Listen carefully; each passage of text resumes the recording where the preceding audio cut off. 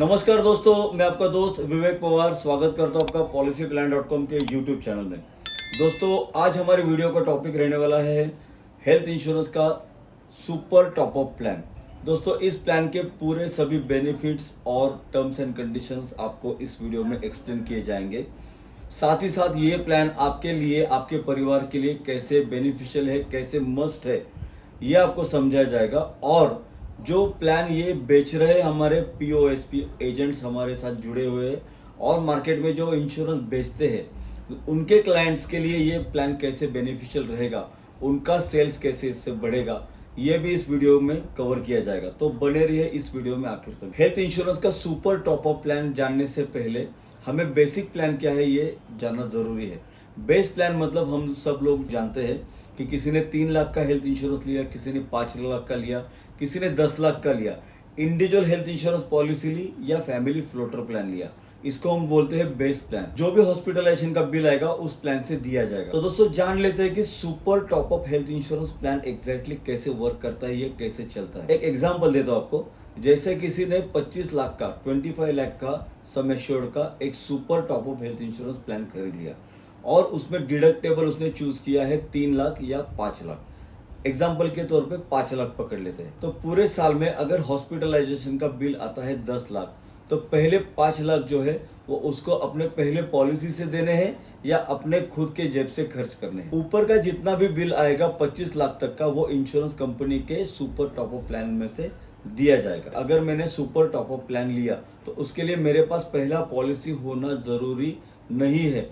मेरे पास पहला पॉलिसी नहीं है तो भी मैं सुपर टॉप अप प्लान ले सकता हूँ। जो डिडक्टेबल अमाउंट है मैं मेरे खुद के जेब से पैसे भरता हूँ या मेरे पॉलिसी से भरता हूँ। फॉर एन एग्जांपल, मुझे मेरे एम्प्लॉयर से, मेरे ऑफिस से कवर मिला है 3 लाख का। यहाँ पे मैंने डिडक्टेबल भी 3 लाख का लिया है 25 लाख के प्लान में। तो 3 लाख का कवर जो है वो मेरा पॉलिसी कवर करेगा। लेकिन मेरे पास इंश्योरेंस नहीं है तो भी मैं मेरे जेब से 3 लाख रुपए, मतलब मेरे खुद के पैसे से 3 लाख का हॉस्पिटल का बिल चुकाऊंगा। उसके आगे ये इंश्योरेंस पॉलिसी मेरा हॉस्पिटल का बिल कवर करेगी। अब जान लेते हैं कि ये सुपर टॉप अप प्लान की कैसे जरूरत है लोगों को, क्यों ये प्लान मस्ट है। दोस्तों, आजकल के हॉस्पिटल के बिल का कोई गारंटी नहीं कि कितना आएगा। ओके, जैसे मान लीजिए क्रिटिकल इलनेस, मतलब कैंसर है, अल्जाइमर है, पार्किंसन है, ऐसा कोई भी बड़ा बीमारी हो तो उसके लिए हॉस्पिटलाइजेशन का जो बिल है वो 20 लाख, 25 लाख, 30 लाख, 40 लाख, 50 लाख कितना भी आ सकता है।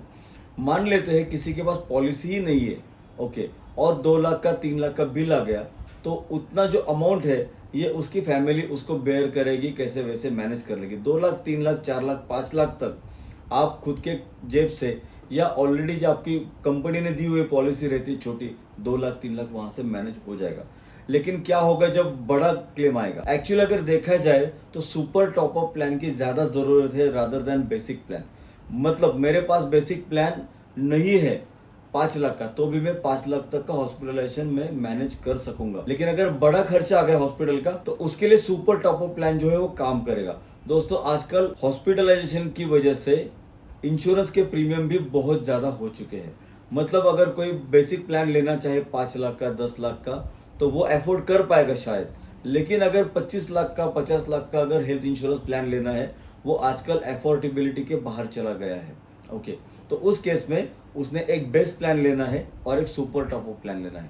जैसे कि मैं एक बेस प्लान लेता हूँ 3 लाख का और मैं सुपर टॉप अप प्लान लेता हूँ 25 लाख का, 3 लाख डिडक्टेबल। मतलब इस केस में पहला जो डिडक्टेबल है अमाउंट वो 3 लाख का है, तो 3 लाख का जो प्लान है मेरा पहला वर्क करेगा और उसके बाद में 25 लाख का अगर खर्चा आता है तो super top up plan work करेगा। बेसिक प्लान का प्रीमियम ज्यादा आता है और सुपर टॉप अप प्लान का प्रीमियम बहुत ही कम आएगा दोस्तों। तो यहाँ पे दोस्तों मेरा सेविंग भी हो गया प्रीमियम का और प्रोटेक्शन भी बड़ा मिल गया। तो जो टर्म्स एंड कंडीशंस है इस प्लान के वो ऑलमोस्ट सेम रहते बेस प्लान के जैसे।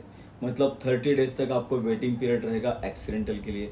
30 डेज के बाद जो है वो बीमारियों का कवर चालू करेगा प्लान। उसके बाद 24 मंथ्स का वेटिंग पीरियड रहेगा जो स्पेसिफिक इलनेसेस है जिसको हम लोग एक्सक्लूजन्स बोलते हैं, और परमानेंट एक्सक्लूजन्स भी इसमें रहेंगे दोस्तों। इसमें आप फैमिली फ्लोटर प्लान भी ले सकते हो, इसमें आप सिंगल इंडिविजुअल प्लान भी ले सकते हो अकेले के लिए। अगर आप अपनी कंपनी चला रहे हो खुद की और अपने एम्प्लॉयज के लिए भी प्लान देख रहे हो तो भी आप एक group health super top up plan भी ले सकते हो। तो जो हमारे पीओएस है, पॉइंट ऑफ सेल पर्सन है, जो इंश्योरेंस की पॉलिसीज बेच रहे हैं हमारे थ्रू, उनके लिए क्या बेनिफिट है? तो बेस प्लान के साथ आप ये प्लान अगर अटैच करके बेचते हो तो आपके क्लाइंट के लिए एक बड़ा कवरेज आप दे रहे हो।